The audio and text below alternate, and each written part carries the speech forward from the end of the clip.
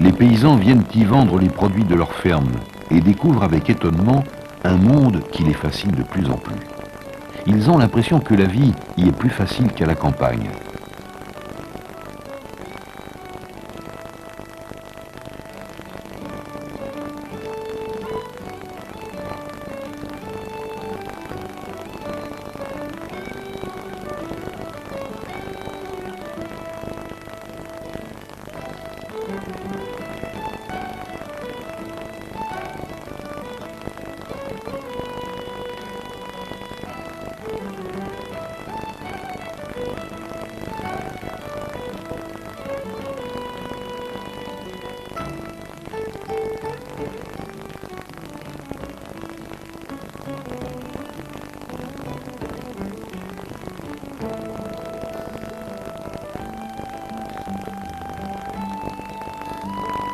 Les magasins ne ressemblent en rien à ceux qu'ils peuvent trouver dans les chefs-lieux de canton et qui présentent d'invraisemblables bric-à-brac.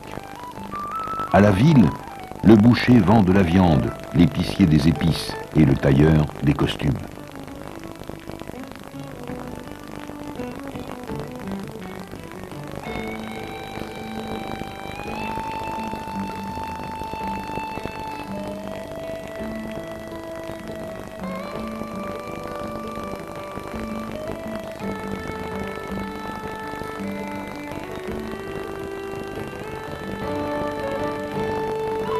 Cette ville leur apparaît comme un modèle d'ordre, avec ses transports en commun, ses rues, sa circulation automobile, son garde champêtre et ses habitants qui ont abandonné l'habit traditionnel pour des vêtements divers et curieux. Ce qui n'est pas le cas de la population paysanne.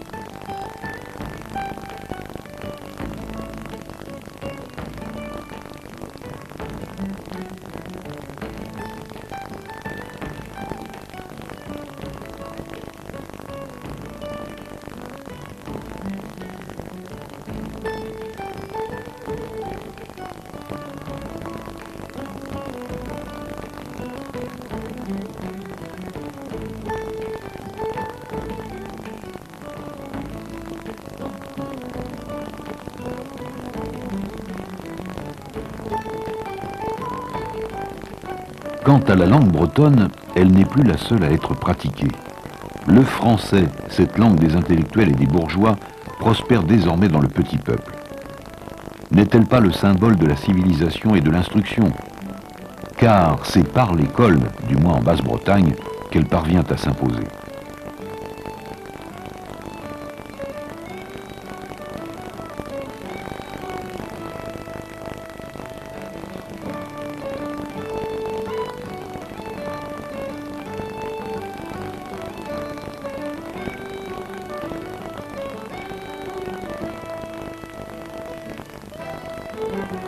En Haute-Bretagne, il y a plus de 15 siècles que la langue française est de pratique courante. Sans elle, pas de réussite sociale. Les prêtres et les instituteurs se sont par conséquent lancés dans une rude concurrence pour offrir aux enfants les clés du succès. Pas une famille qui ne souhaite avoir un fils dans l'armée, la marine ou la douane. Ah, être fonctionnaire, le rêve des bambins bretons à qui on interdit de parler leur langue maternelle dans les salles de classe.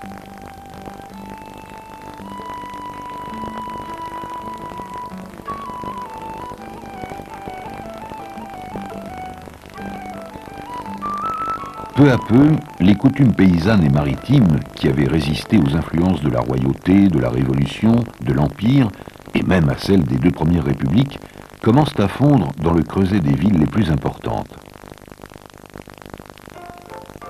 Brest. Ici, chaque homme est un zèphe, un individu à part qui chante et chaloupe dans la célèbre rue de Siam à la poursuite de rêves de Cochinchine et de l'Afrique équatoriale française. Le monde est à la porte du Brestois. Il lui suffit pour cela d'embouquer le goulet de la rade. Dans les tramways de la ville, des pancartes rappellent qu'il est interdit de parler breton et de cracher par terre. Question d'hygiène, sans doute.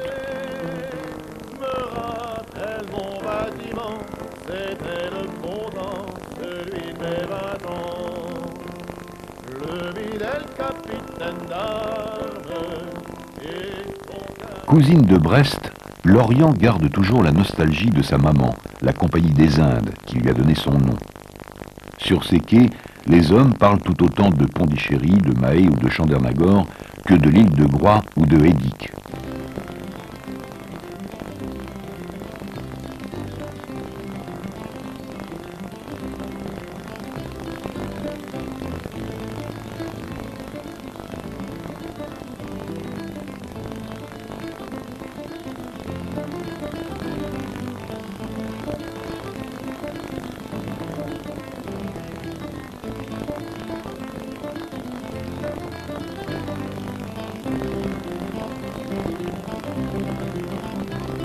Désormais, les chemins de fer de l'Ouest et ceux d'Orléans ont mis Paris à quelques 11 heures de la pointe de Bretagne.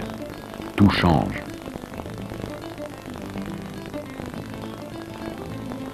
À Saint-Brieuc, toute la bourgeoisie de la ville est de sortie. On marie la fille de M. Beaugrand, qui vend vêtements et fourrures dans le plus grand magasin de la cité, au Bon Accueil. Pour marquer le coup, ce commerçant a souhaité habiller tous les invités de la noce, au goût du jour, comme à Paris. La foule curieuse et amusée vient assister à ce défilé inhabituel.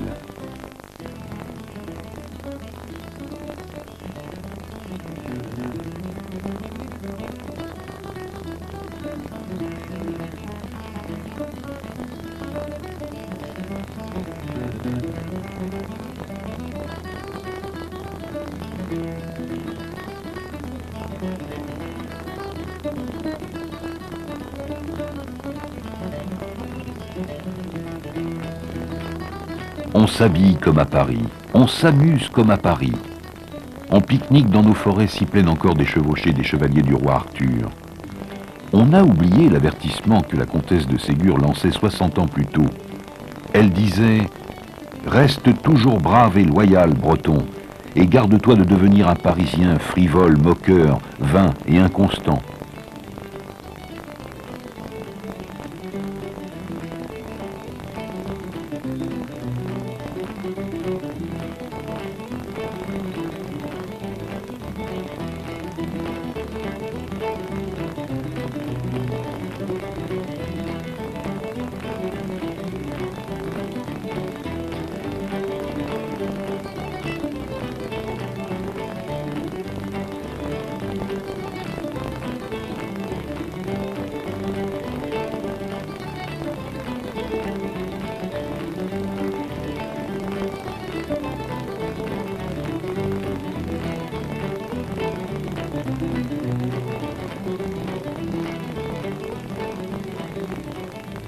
Pourtant, nous gardons toujours le sens de la fête, les nôtres. Celles que nous avons reçues en héritage des grands-parents, de nos grands-parents, et dont la création se perd dans la nuit des temps.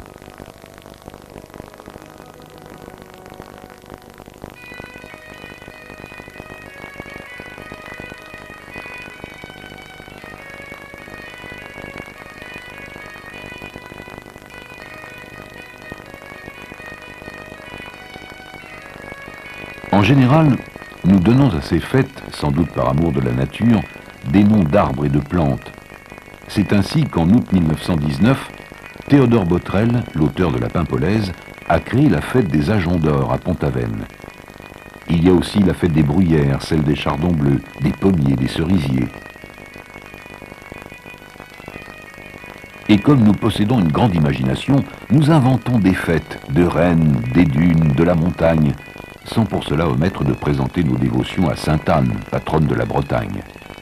Ah, la Palue et Auray, et ce bon Saint-Renan, ce doux Guénolé, ce rude Budoc, ils méritent tous nos prières. Il nous arrive aussi d'accompagner nos chevaux, nos vaches et nos chiens à leur propre pardon. Nous vous l'avons déjà dit, tout est prétexte à manifester notre joie et à nous réunir.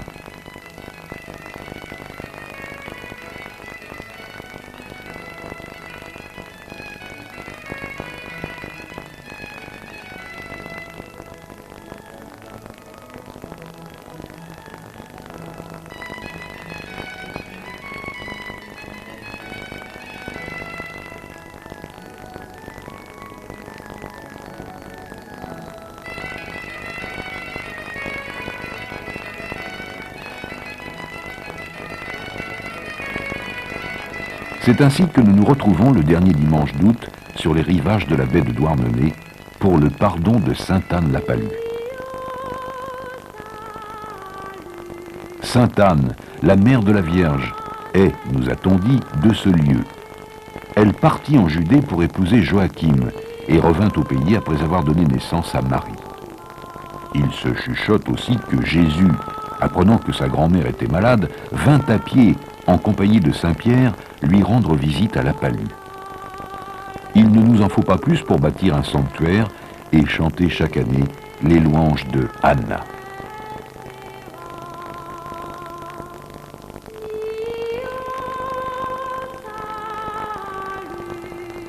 Pour nous, c'est aussi l'occasion de nous réunir, de prier ensemble, de nous amuser, de nous défier, et parfois de trouver épouse ou époux. Celui qui n'aime pas la mère de la Vierge, celui-là n'est pas de Basse-Bretagne, dit-on.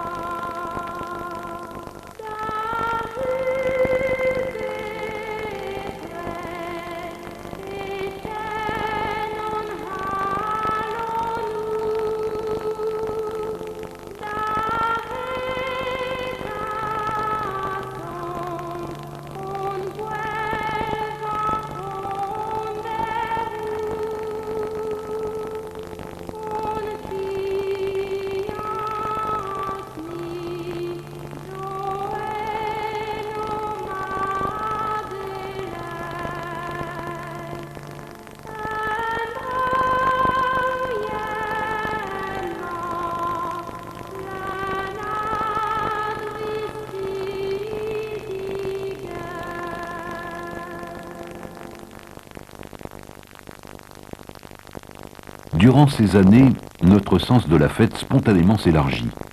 On s'intéresse au sport, les populaires, ceux dont les héros nous ressemblent. La marche à pied, le football, le vélo ont notre préférence.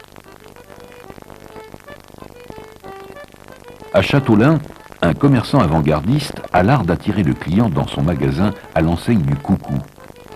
Il participe en tant que sponsor à des compétitions de marche et de vélo. Il filme alors la course et la foule, et dans la foule, ses clients.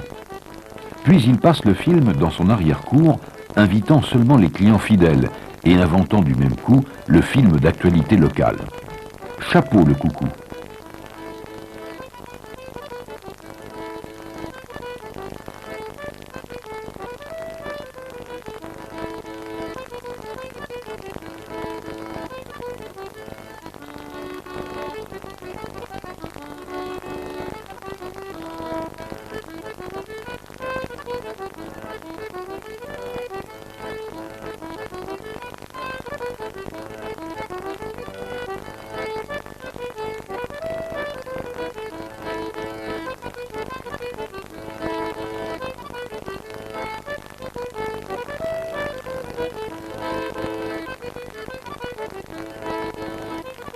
Toutefois, nous sommes surpris lorsque les premiers touristes, des gens riches, apportent leurs fêtes dans des stations balnéaires qu'ils bâtissent sur nos places désertes.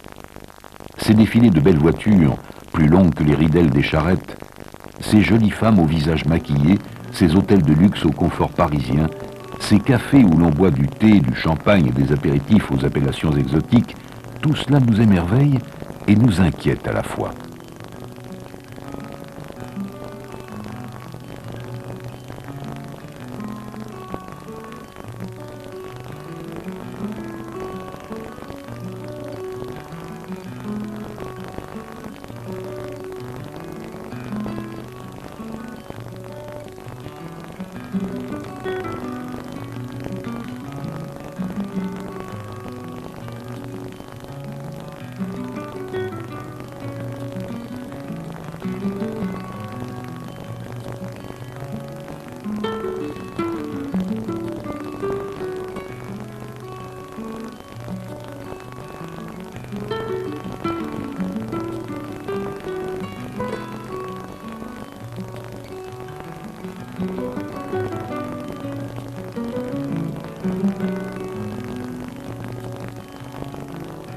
Nous avons conscience de changer de siècle et de perdre un peu de notre âme.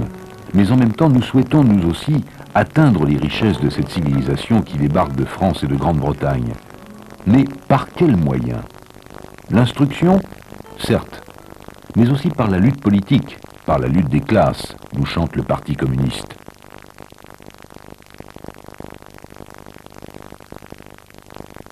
Allô, allô. Demain, dimanche 7 août, à Pont-l'Abbé, sous la présidence de Marcel Cachin, sénateur de la Seine, directeur de l'Humanité, aura lieu la plus grande fête bretonne de l'année. Le matin, défilé dans les rues de la ville. À partir de midi, grande fête champêtre. À Pont-l'Abbé, demain 7 août.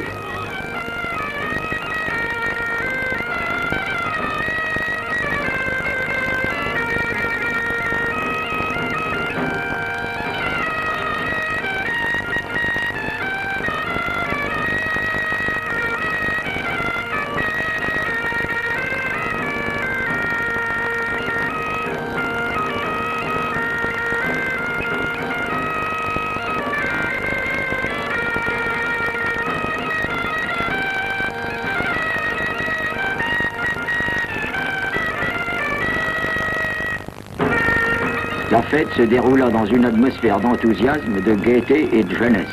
Spectacle où fut exaltée la vieille langue bretonne, parlée par 1500 000 êtres humains et qui ne doit pas périr. Spectacle rehaussé par le groupe artistique Labouracande des Bretons émancipés de Paris, qui exécutèrent un très beau programme de chant et de danse du pays.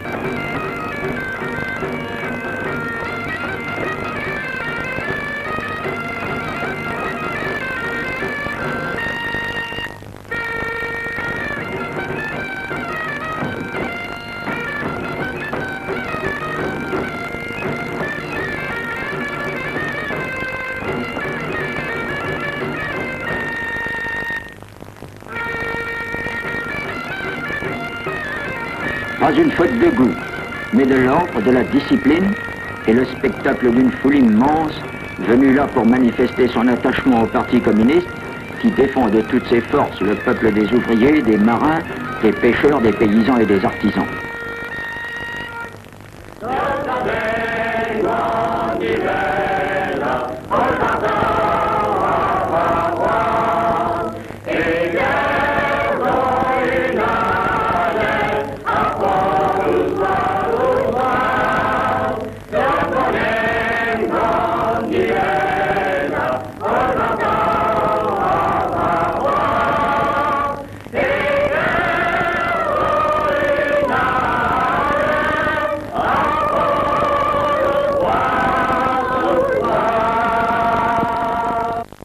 Ah, cette fête de Pont-l'Abbé, quelle merveille! Défilé de costumes, bombardes, bignoux, danse, jeux. Non, il ne manque rien à notre bonheur. Même pas cette internationale, traduite dans notre vieille langue bretonne, qui nous promet le Baradose, le paradis sur terre.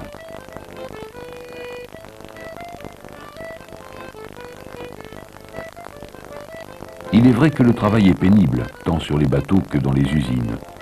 Nous avons donc 1000 bonnes raisons de vouloir changer la vie. Et pourtant, personne ne se plaint.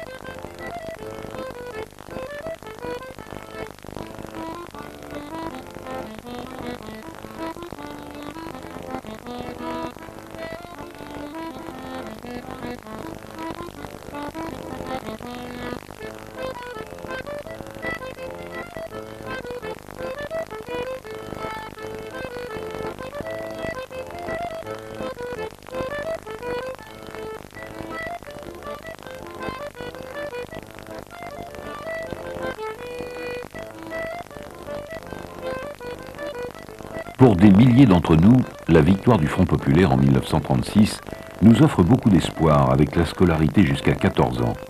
Nous avons soif d'apprendre. Quant aux autres mesures, elles ne nous intéressent guère. Nous sommes trop loin de Paris. Enfin, nous le pensons. Nous en avons un démenti cinglant lorsque nous voyons nos plages de sable fin, nos ports, nos villages accueillir les congés payés. Des ouvriers parisiens pour la plupart. Incroyable! Des ouvriers qui ont le loisir de se tourner les pouces. Jamais nous n'aurions osé imaginer une telle situation.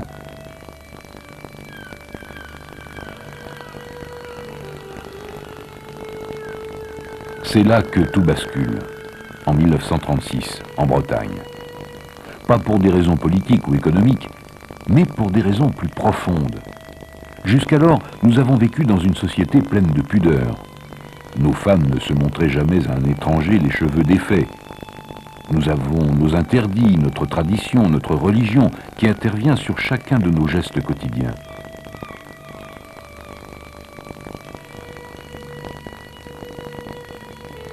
Voilà soudain que tout est remis en question. Les touristes qui se déshabillent sur nos plages, n'hésitant pas à affronter les rayons du soleil et les vagues de l'océan, nous apparaissent comme des êtres débarquant d'une autre planète. Des êtres sans moralité, inconscients des dangers, dont les rires et la joie de vivre blessent notre amour-propre.